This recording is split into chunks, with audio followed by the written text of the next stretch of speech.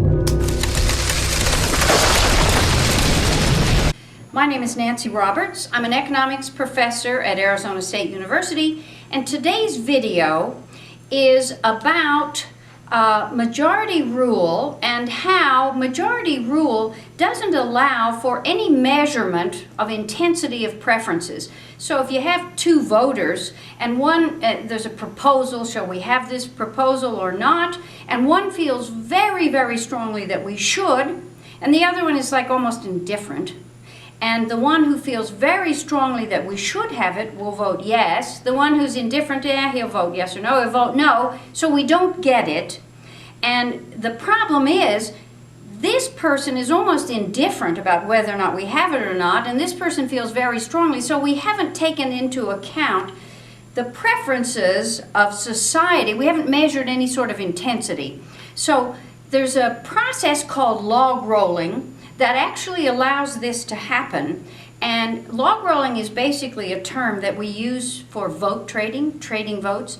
It is illegal in this country to buy votes. So one legislator couldn't say to another, look, I'll give you $1,000 if you vote for this proposal. That's not allowed.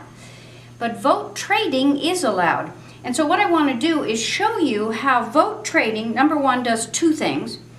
It allows for intensity of preferences, and number two, it also in some cases can increase efficiency.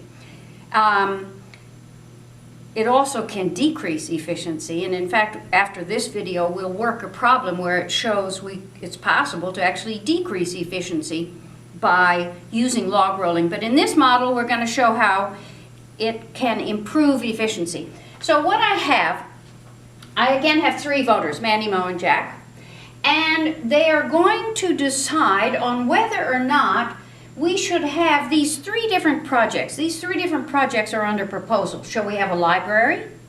Shall we have a dam that holds back the floodwaters? Or shall we have a park? And so majority rule is the rule. And what I have here, these dollar figures, are what we call, this is sort of utility payoffs or preferences, how strongly Manny feels about these things, how strongly Mo feels, Jack.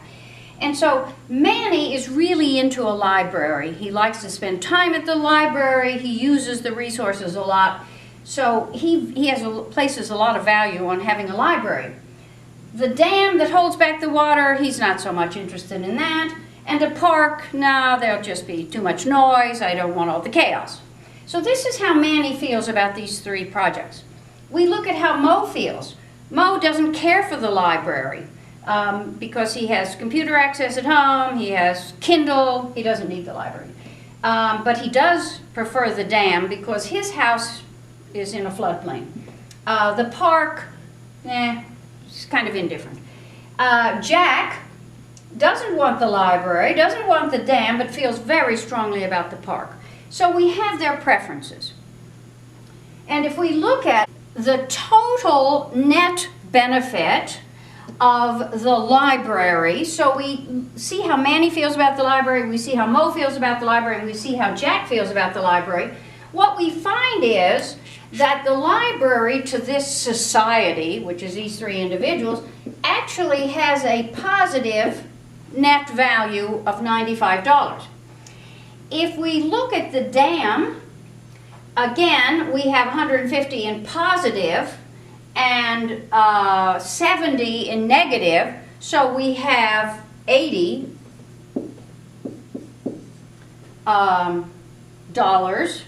in net positive value. And if we look at the park, we have $220. So all three of these projects have a net positive value to this society. But if we vote on these projects, and our voting rule is majority rule, if we vote on the library, we get 1 yes and 2 no's, so we're not going to have the library. If we vote on the dam, we get 1 yes and 2 no's. We're not going to get the dam. If we vote on the park, 1 yes, 2 no's, we're not going to get the dam. So, the park. So we're not going to get any of these projects that have a net positive value.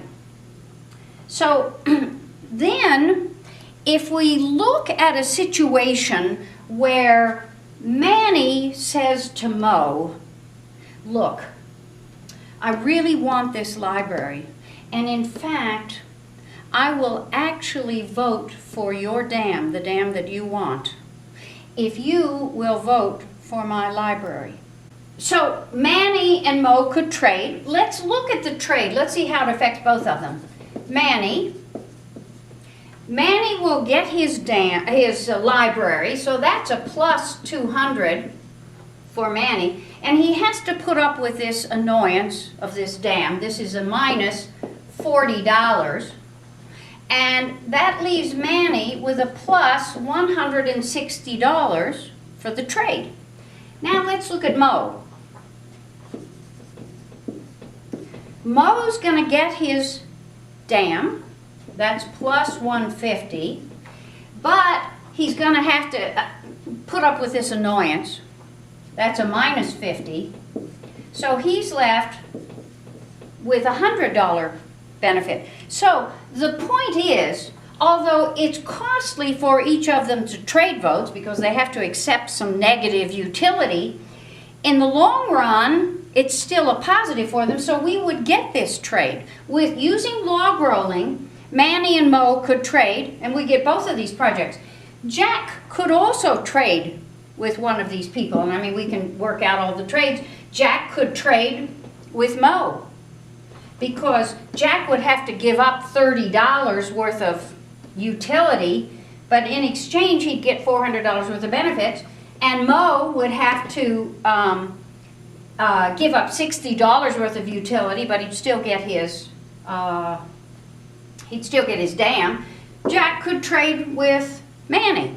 So there are all kinds of possible trades here, and what you can see is that this log rolling basically measures intensity. In other words, how strongly Manny feels about this library, and Mo doesn't feel that negative about it, certainly less negativity than Manny's positive intensity.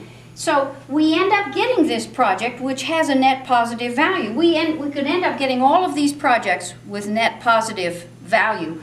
And in fact, this happens all the time in the legislature. If you have the senator from Michigan and he wants tariffs and quotas imposed on foreign cars coming into this country because it'll help out the domestic automobile industry, which is located in Michigan, he alone can't vote for it and it will happen. What he has to do is get other support for it. Well, one way to get support for it is to bargain with the senator from Arizona to build the Central Arizona Project Canal, which brings Colorado River water all the way across the state. So these vote trades happen all the time.